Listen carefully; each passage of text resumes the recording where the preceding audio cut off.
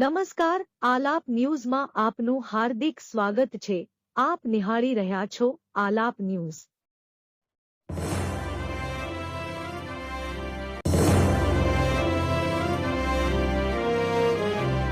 નમસ્કાર દર્શક મિત્રો, બુધવારના બોમ્બના એક નવા એપિસોડમાં આપનું હાર્દિક સ્વાગત છે. આજના એપિસોડમાં આ બેનર વિશેની વાત આપણે કરવાના છે. આ બેનર જે ઘર પર લાગ્યું છે એ દ્રશ્યો નિહાળ્યું. આ એ જ ઘર છે જે ઘર પર આ બેનર લાગેલું છે.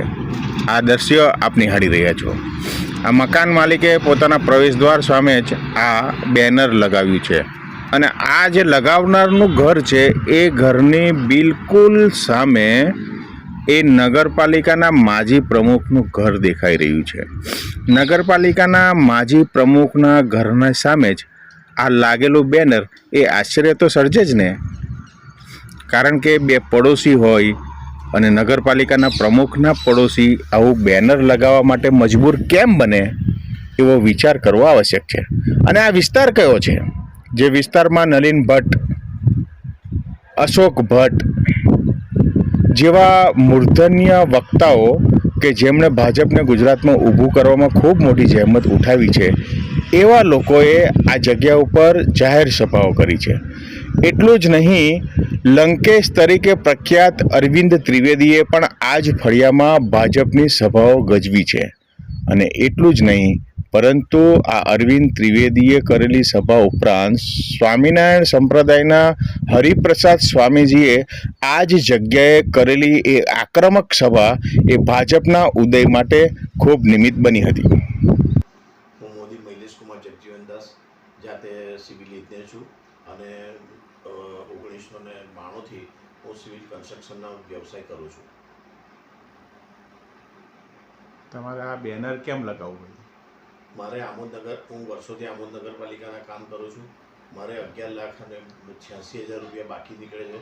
મેં વારંવાર આ બાબતે આમોદ નગરપાલિકા પ્રમુખશ્રી, મુખ્ય અધિકારીશ્રી, આમોદ શહેર પ્રમુખ ભાજપ, ધારાસભ્યશ્રી, જિલ્લા સંગઠન પ્રમુખને રજૂઆત કરવા ઉપરાંત મેં પ્રભારી મંત્રી શ્રી કુંવરજી બાવળિયા અને મુખ્યમંત્રીને પણ આની જાણ કરી, છતાં મારા બિલ આજ દિન સુધી મારું બિલ ન ચૂકવાતા મને ના છૂટકે આ બેનર મારું પડ્યું.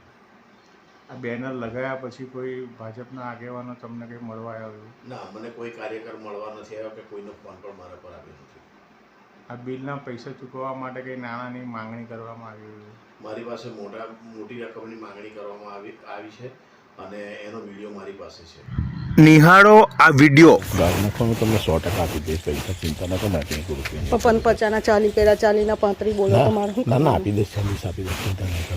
ના 50 પૂરા કરો, એ તમારે જેમાં સેટ કરવા એમાં કદમ એ મારે આ લોકો સામે બબાલ એવું નથી કહેતો.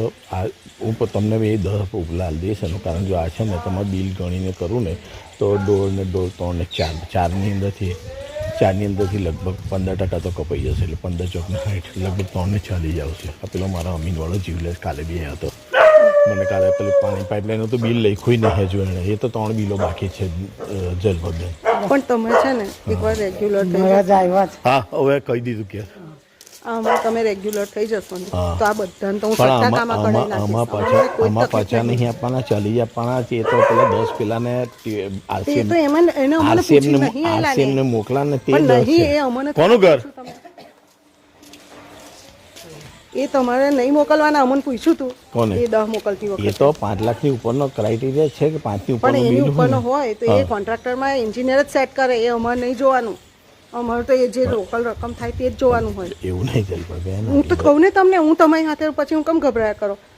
આટલા બધા ટકાવાળી નથી આપણને પોસાતી. તમને સાચું કામ એવા છે નહીં, એડજસ્ટમેન્ટ 1 રૂપિયાનું નહીં કરતા. બોલતા તમે માનો નહીં, મારા 7,000 રૂપિયા તો પેલા કયા કામમાં કાંઈ પણ તમારે બોલવાનું છે.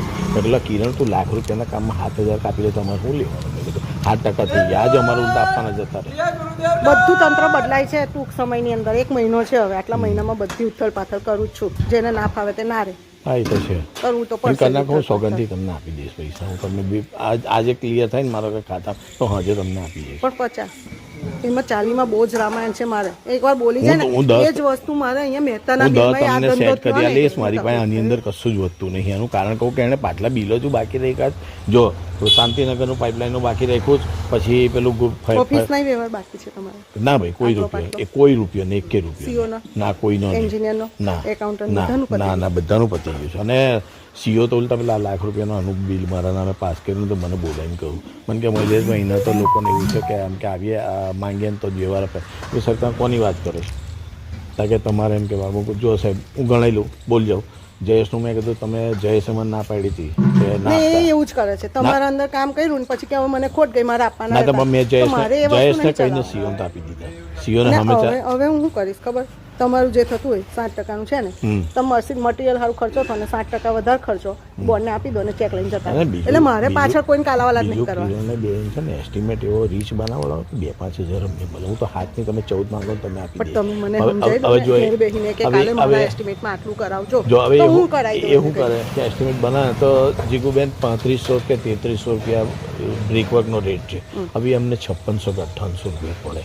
ઈંટની જગ્યાએ તો ઈંટ જ વપરાય. તમે સમજી લો કે આ દિવાલ બનાવી તો ઈંટમાં ઈંટ જ વપરાય. પણ હું શું કહું પણ છું, એ છે ને તમારે શું કરવાનું? એ શું કરે માનો કે 1 to 4 પણ હોય તમે ને, ત્યાં બેસવાનું જ બંધ કરી દો. ત્યાં જે બેસે છે ને એ પસ્તાવાના છે, એ મેં કઈ નક્કી હું જ કઈ કરેલું બેહું છે. કોણ પાસે બેહું? હું તો એની આવતો જ હાથે નહીં. બેહીને આખો દાડો જે હા હું તો આવતો જ નહીં. તમને જો કોઈ દાડો પણ- માં બિલ છે હું એની પાસે નહીં આવતો. ને હમણાં અડધો કલાક અહીં બેસી જાવ ને તો એવું કહી દેવાનું મને કે આટલું કામ છે, હા. કે આ રીતનું એસ્ટિમેટ સેટ કરવું છે, બસ કશો આટલું વાંધો મને લેખિત કરી દો અથવા બોલીને કહી દો તો એ- બીજે દાડે હું એને એટલું એમાં કહી શું દઉં છે કે આમાં તારે આ કરવાનું પ્રપોર્શન છે. ઊંચું કરી નાખવાનું. માનો કે 1:6 ની અંદર 1:6 ની અંદર ચણતર લીધું હોય ને તો 1:3 માં લઈ લેવાનું. 1 to 4 લીધું હોય ને સામાન્ય રોડ તો 1.5-3 માં લઈ લેવાનું. M20 માં તો કોન્ટ્રાક્ટરને 2 પૈસા મળે મળે. તો તમને હોશે આપે.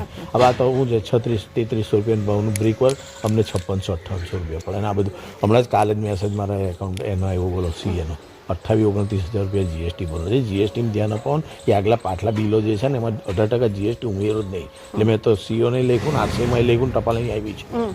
એ 18% તો બહુ મોટો લોચો અમારે આવે. હા આને શું કર્યું પાછળથી જે તમારે ટેન્ડર GST ભરવાનું. હા તમારે એ વખત 18% કરી દીધું. 2017થી આ ચાલુ છે. જ્યારથી સેલટેક કેન્સલ થયો ને ત્યારથી જીએસટી લાગુ થયો. એટલે 2017નો એમેન્ડમેન્ટ છે ભાઈ તમારે જીએસટી ઉમેરીને આપવાનું કોન્ટ્રાક્ટરને અને કોન્ટ્રાક્ટર એ પે કરી દે. એટલે અમારી પાસે રહે હવે ઉમેર્યા. હા. હવે આ હવે તો એમપીમાં ઉમેરે છે. બધા ઉમેર્યા. હા, એમપી કરાવીએ છે. આગલામાં શું થાય? હા તો એક રિકવરી કરાવીએ ને હા હા કરાવીએ. હું કદાચ તમે ના ચિંતા કરો 100% દે મારે રહેવાનું નહીં પડે. એમ જો ખોટો જે તમને લોકો આમ તેમ કહેતા હોય કે સંબંધ બગાડવાનો પ્રયત્ન હું નહીં બગાડે એવું તમે હું આપી દઈશ 100%. અને પાછું તો આપી દો. એ પાછી મારી પાસે નહીં. તમે હમખાવાનું તમે મારા 2 છોકરીઓને સોગંદ કહીને કહો મારી પાસે જો સાંભળો મારે 10,000 રૂપિયા મારી પાસે નહીં. મને તો આ લોકો બહુ બૂમો એનું પાડે કારણ છે. તમને સમજાવું કે 2.5 મહિનાથી બિલકુલ બિલ અહીંયા શું છે બધા રોજ બોલબોલ કરે. મને ખબર એકલી થઈ છે. જાય, એકલી થઈ જાય તો એકલું ના પણ આપણે તો કહીએ જ છે ને ખુલ્લેમાં આપણે કઈ એવું કહીએ છીએ તે દાડે ભેગા એવું થયા. કે બધા એક થઈ ગયા એ લોકો હવે બધા તો એક થઈ ગયા કે હવે તો એમની તો વાત જ હવે બધી હું શું કરવાની? હવામાં છે. હવે એમને બધા મેં એવા. ગેટ આઉટ કહી દીધું પરમ દાડે. એ તો હું હતો જ ને હું બહાર હતો ચાલા તો કરતું બરાબર જ છે ને કેટલું દખલ એનો હક કરે લાગે છે. ને બોલવા વગર કાન ડબકા મુઈ કરે. કઈ નહીં, બે ત્રણ અને એ તો મને દિવસમાં પછી પેલું મારું છે ને આનું સીઓએ કહ્યું ને તે પછી મેં અક્ષરને કહ્યું એટલે અક્ષર તું વાત કર ને. મેં કીધું સીઓને એવું થાય કે હું નહીં આપતો પછી સીઓને વાત કરું સાહેબ 1,03,000 બિલ છે. કારણ કે અક્ષરભાઈ તો મને 2 જ બિલની વાત કરી હતી કે મહિલેશભાઈને નામે. મેં કહ્યું ના સાહેબ આદિ છે તમે એને બોલાવો પછી આજે જ કહીએ એવું. પણ જો એક જ વસ્તુ છે પહેલું મૂકી દેશો ને કવર તો બધા બિલ તમારા 15 દાડામાં ચૂકવવાના. તો મારી પાસે નહીં. આ એક વસ્તુમાં હું સમજી લઈશ ચાલો. પણ આના પછીના 2 છે ને હા એ તો એટલે જો આના જે છૂટા થયા ને પેલા પાટલા તો તમે 50 આપો છો. પણ આ 2 જે બિલના થાય એ હમણાં 40-40 માં વાત હું તમને ગમે તે ગમે તારે હું આપી દઈએ. મને કોઈ અટકું ફટકું વચ્ચે કહી દેજો ખરેખર કહું મારો બેલેન્સ બે રહે પેલા પાઇપોને અમારે આપવાના નહીં. મારો જીવ પરમદાદ મને બોલાવ્યો પેલા ભાઈ બિલો છે તું ચિંતા ના કરી કે સેબાની સર્વે મને આપ્યું છે એ બાકી કોઈને હાલતો નહીં. કે આ તમારા ડોને 3 લાખના બિલ થશે. 4 લાખના 1 લાખનું પેલું મંદિરનું 1.5 લાખનો પાણીનો એરો ને 1.5 લાખની પેલા છત્રસંગવાળી દિવાલ. આ 1.5માંથી 15-20% તો કપાઈ જાય એટલે 4 લાખમાંથી 1.5 2 3 4 માંથી 15% કપાઈ જાય એટલે 15 ચોકના 60 3 ને 40 આવે. એ અલગ વસ્તુ છે. એ તમને જીએસટી હવે લે છે એટલે તમને પડતર મળવાનું છે એનો પ્રશ્ન નહીં.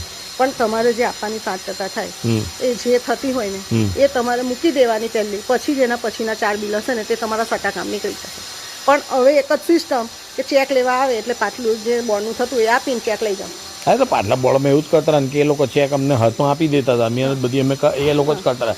ચેક જેવો હાથમાં આવે તો બીજા ત્રીજા એમને ફોન આવે કે પેલું ક્લિયર થઈ ગયું. તો નહીં માનતા આ લોકો તો, કેમ કે આટલા બધા અનુભવો એવા છે. પણ એવું નહીં, આ લોકોને એ લોકો તો બરાબર છે, લેવા હકદાર છે. હવે આવું કંઈ એવું કંઈક થોડું હોય કે તે નગરપાલિકા એમ ગયા એટલે લેવાના. એમની મહેનત હું મને સમજાવું. અમે એવું કીધું કે ખરેખર આ લેવાનું ના હોય તો કે તમારી જગ્યાએ અમે હોય ને તો અત્યારે 25-30 લાખ પાડે. એટલે મારા 25-30 લાખનો સવાલ હું તો કામ માગું છું અને મેં કોઈ દાડો કોઈને હમેથી તમારા લીધે હું તો માગું. બાકી મારી એવી કોઈ ઈચ્છા ના હોય બાકી એમની મહેનત બિલો મને એટલું સમજાવ છે. ઘેર બેસી રહેવાના, શાકના પૈસા મારી પાસે લેવા આવે છે, અહીં બેસી રહે હોવાથી મને એવું કે લાવો 500 શાક લેવા જાઉં. અમે તો જો સાંભળવા નહીં ગયા કે કોઈને પૂછવા નહીં ગયા. હમણાં મહેશપુરા કાલે જ હું સુરેશ મહારાજની ત્યાં ગયો પરમ દિવસ કે 90 આવવાના છે, 75 આવવાના છે, પેલા સુરત વાના તે રાહ જોઈને બેઠા છે. દરેકને પાક 4 સુરેશ મહારાજને ખબર લો બોલો ચાલે. પણ એ લોકોની દાનત જ એક જ છે તે, અને એના સમયમાં હતો જ ને મહેશ.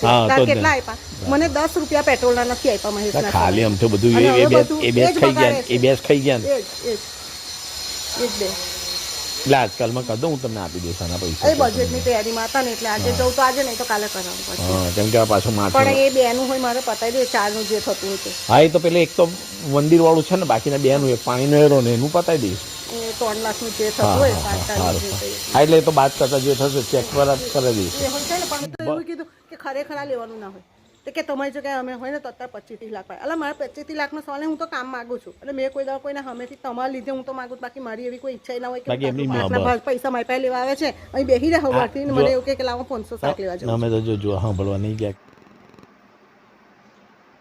આમોદ નગરપાલિકામાં અત્યાર સુધી ધાર્મિક સ્થાનોની ટકાવારી કોઈ પણ પ્રમુખે કે અધિકારીએ માંગી નથી. છતાં આ ભાજપના સત્તાધીશોએ મારી પાસે ધાર્મિક સ્થળોની ટકાવારી ઉપરાંત મારે 36,591 રૂપિયા જે આપવાના હતા તેના બદલે પ્રમુખશ્રીએ મારી પાસે 2,10,000 રૂપિયાની માંગણી કરી હતી. હું ગ્રામ પંચાયતના છેલ્લા બોર્ડમાં સદસ્ય તરીકે હતો અને નગરપાલિકાનું પ્રથમ બોર્ડ જ્યારે બન્યું તેમાં પણ હું સદસ્ય હતો અને તેમાં કારોબારી અધ્યક્ષ તરીકે પણ મેં મારી ફરજ નિભાવેલી છે. એ ઉપરાંત હું જિલ્લા convener, media cell convener Bhajapa બક્ષીપંચ મોરચામાં, વિશ્વ હિન્દુ પરિષદ તથા RSSમાં દરેક ક્ષેત્રે મેં મારી નોંધપાત્ર કામગીરી કરેલી છે. આમ હું જૂનો કાર્યકર હોવા છતાં મારી જોડે રાગદ્વેષ રાખી અને મારા બિલો અને ST પાસ નથી કરતા. તેથી મારા ના છૂટકે મારા બેનર લગાવવું પડ્યું છે. માનનીય સંસદ સભ્યશ્રીની ગ્રાન્ટના કામો મેં સંતોષકારક રીતે પૂર્ણ કરી અને એનો સિક્યોરિટી ડિપોઝિટ પૂરો થયો. મેં અરજી પણ આપેલી છે, છતાં આજ દિન સુધી મારી સિક્યોરિટી ડિપોઝિટ મને પરત કરતા નથી. વારંવાર રજૂઆત કરી છતાં મારી સિક્યોરિટી ડિપોઝિટ છૂટી નથી કરતા. ઉલટાનું મેં જે કામ ડીલે મારાથી થયું છે તેની મારી પેનલ્ટી કાપી લીધી છે. બલકે આજે ધારાસભ્યશ્રીની ગ્રાન્ટના અન્ય એજન્સીના કામો હજુ અધૂરા છે અને કેટલાક તો શરૂ પણ નથી થયા, છતાં એમાં કોઈ પણ જાતની પેનલ્ટી કાપી નથી. એટલે મારી સાથે આવો ભેદભાવવાળું વર્તન કરે છે. દર્શક મિત્રો, આ વિડીયોમાં આપણે જોયું અને સાંભળ્યું, જેણે બેનર લગાવ્યું છે એ વ્યક્તિની વાતો પણ આ વિડીયોમાં આપણે સાંભળી. આ બંને વિડીયો જોઈને તમે જ નક્કી કરો કે આપણા ગામમાં વિકાસ માટે શું ચાલી રહ્યું છે. અબ તો તુમ્હારે હવાલે આમોદ સાથીઓ. વિડીયો જુઓ અને તમે જ નક્કી કરો.